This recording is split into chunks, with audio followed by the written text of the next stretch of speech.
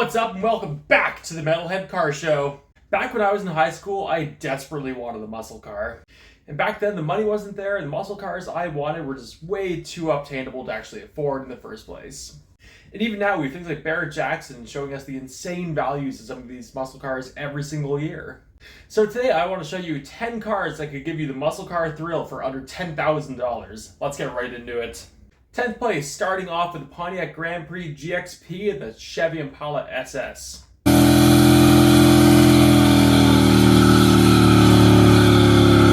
So I've grouped these two cars up because for the most part they're the same car and the only thing really separating them are the aesthetics.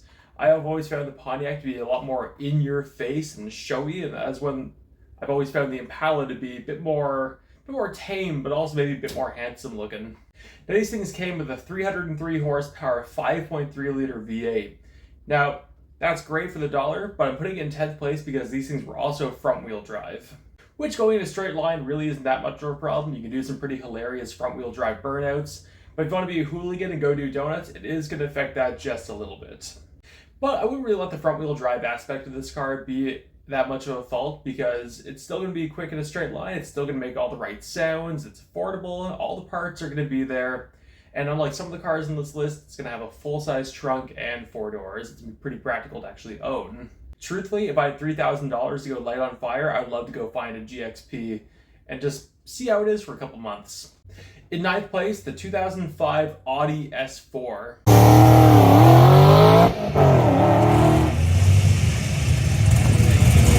Now the Audi is kind of the dark horse in this list, it being from Germany and it kind of just not having that standard muscle car look. But I'm putting it on here because it is a V8, they do come in manual, and it does make 340 horsepower with that 4.2 liter V8. Now if I had to guess, it'd probably be the fastest car in this whole list, but I can't really put it too high up on the list just due to, I feel as if long term, that 4.2 liter is going to be a little bit tricky to maintain.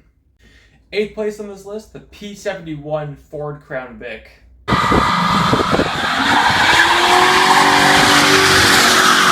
Now the P71 Crown Vic is the Police Interceptor spec of the Crown Vic, and I kind of went with that one as opposed to the standard one because the Police Interceptors kind of just go for a little bit less money because they've been abused a little bit.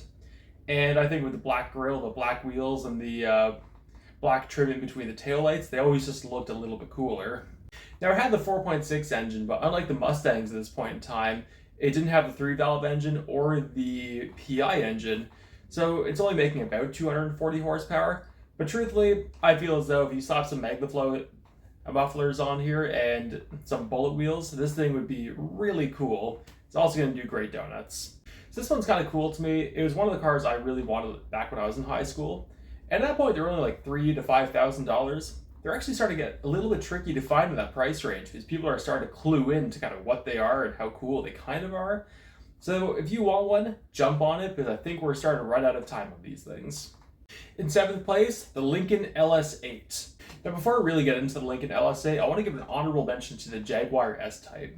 They're sort of the same car, they're kind of on the same platform, and they have the same engines. I'm putting the Lincoln in instead of the Jag because I think the Lincoln just always looked a little bit cooler. And when you're kind of narrowing down to essentially aesthetic differences, I think it's a fair point. So the LS8 came with the Jaguar 4-liter V8, and it made about 280 horsepower, so it's not going to be slow in a straight line. It actually sounds really good as well. I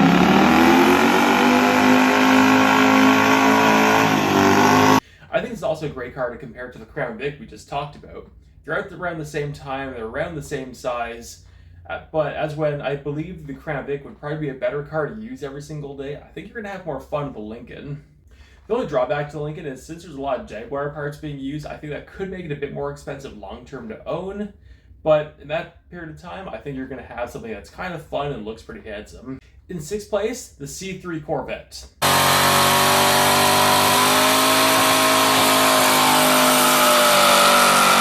Now, if I think if you've pulled into high school in a C3 Corvette, you'd pretty much win your parking lot. But I do need to say, when I say C3 Corvette, I mean 1974 to 1982 C3 Corvette.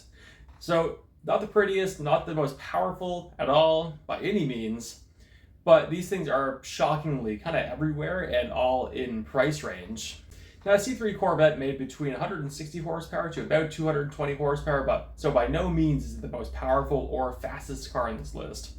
But it's one of the very few cars on this list that has the old school classic sports car look, and I think that's enough to kind of boost it up a little bit. Now, another upside with it is it's an old school Chevy. It has a 350 V8, which you can get parts for literally anywhere. If you really want to make it a bit more powerful, you could, and it really wouldn't take much effort. I don't think I could really recommend the C3 Vet along with one other car on this list, just due to if you're going to high school or you had a job you really need to be at, and let's just say a carburetor acted up on you and it just wouldn't start, that would be a day killer. So I can't put it too high on the list just due to lack of practicality and questionable reliability, but I will say it's probably the coolest thing on this list, and I hope at buying one at least once a month. Fifth place, late 70s to early 80s second gen Camaro. Do you want to be Billy from Stranger Things? And do you want to make 180 horsepower and look cool doing it?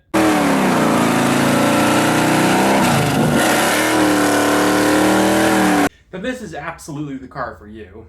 It's pretty cool you can actually find these things in price range, and since they're a little bit bigger than the Corvette, you have 2 more seats, a bigger trunk, and you can actually kind of use it a bit more than the Vet. Personally, I'd rather a late 70s, early 80s Trans Am with a shaker hood scoop, but those are a bit trickier to actually find in price range. Now, I have the same concerns I do with the Corvette, whether it can kind of run properly at that price range or not, but just like the Corvette, I think it would kind of win your parking lot if you actually showed up in this thing. Now, if you really want to, you could probably go find a Chevy 5.3 for kind of cheap and actually do the swap into this, like the guys in Roadkill Garage did with their Camaro. And by doing that, you'd actually be making more power, you'd have an engine that's probably running better right from the start, and you'd be better on gas. I think that'd probably be a beneficial thing to do for a low dollar. Fourth place, the PP1 Chevy Caprice Police Interceptor.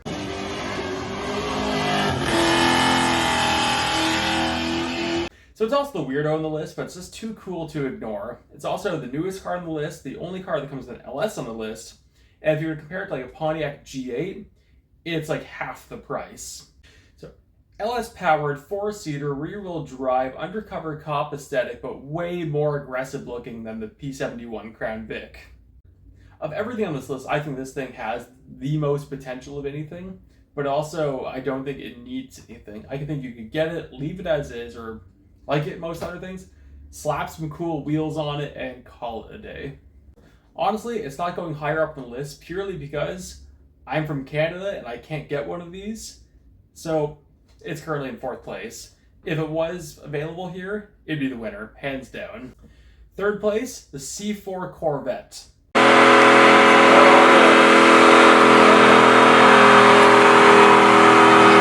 Now, the C4 Corvette's kind of in this really cool boat right now because you can actually get 84 to like 88, 89 C4 Vettes for a really reasonable price, which is the reason it made the list. Now, if you're to get one of these, I'd strongly suggest trying to find one that's 1986 and up, because at that point you're getting electronic fuel injection, you're making more power to be better on gas, and it's just kind of be easier to work on at that point. I think if you wanted to do anything to it, it'd be really easy to make a lot more power out of the fuel-injected LT1. Now, saying that, I'm not diminishing the early C4 cars with the carbureted setups. You can go have a lot of fun with those, and you can get more power out of them, and they're less money. I saw someone on TikTok not that long ago who had a $1,000 C4 Corvette, and I think that'd be a wicked $1,000 to spend on a car. And yes, the C5 is better and the C6 is better, but also $8,000 is kind of hard to argue with, and if you can go find a 260-ish horsepower version with electronic fuel injection for that money, that's a wicked deal for a really kind of cool sports car. Second on the list, the SN95 Mustang GT.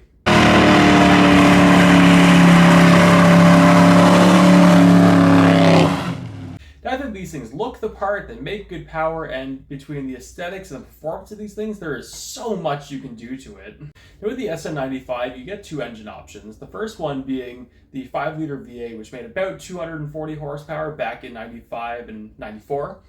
And after 1996, they brought in the 4.6 engine, which actually only made 215 horsepower all the way to 2000.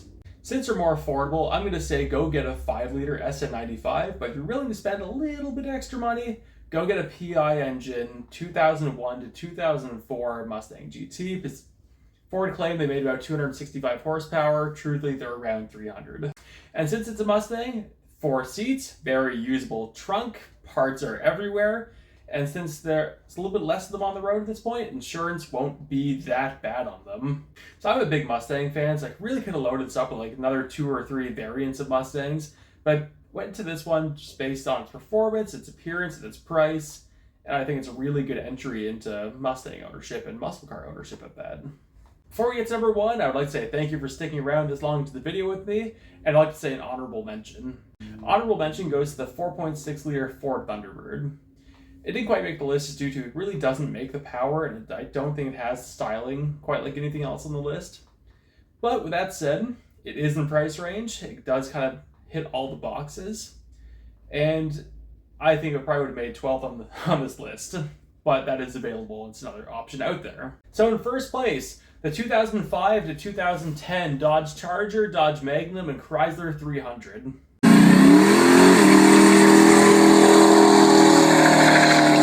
So much like the GXP or the SS, I'm grouping all these together because they're all on the same chassis. They have the same engine, all the same electrics on the inside. Just one's a bit more luxury based, one's a wagon, and one's the Dodge Charger. Now the engine they came with was a 5.7 liter, 345 cubic inch Hemi V8. So you can go to all your friends and say, you got a Hemi. Now I put it on the top of the list because it kind of just checks all the boxes, especially with the Dodge Charger. It's fairly aggressive looking, it has the power, it's not slow, it can do burnouts, you can get all your friends into the car, it has a big trunk, and you can get parts everywhere for them. Now, I've heard from some people they're not the most reliable things in the world, but truthfully, everything on this list is like 20 to 40 years old. I don't think any of these things are going to be 100% perfect. So I made number 1 on the list because it just checks off every single box. Not all these cars do, but these ones do. And if you want to do anything with these, they can make serious power. I've seen some people make on the verge of 700 horsepower from these 5.7 liter Hemis. And if you really, really dug around, you really want to try to find something a little bit rattier just to save some money, you could probably find one of these things for $2,500 to $3,000 with that 340 whatever horsepower it has. Now, I'm sure there's some cars out there that I missed, and there's maybe some cars out there that are generally better than the Dodge Charger at these price points as a muscle car. But that's my list. Thank you all so much for watching. Like and subscribe if you've enjoyed what you've seen. Let me know what car you'd buy at this price point, or if there's any cars I've missed. You can find me on Instagram and occasionally TikTok, and I'll see you later.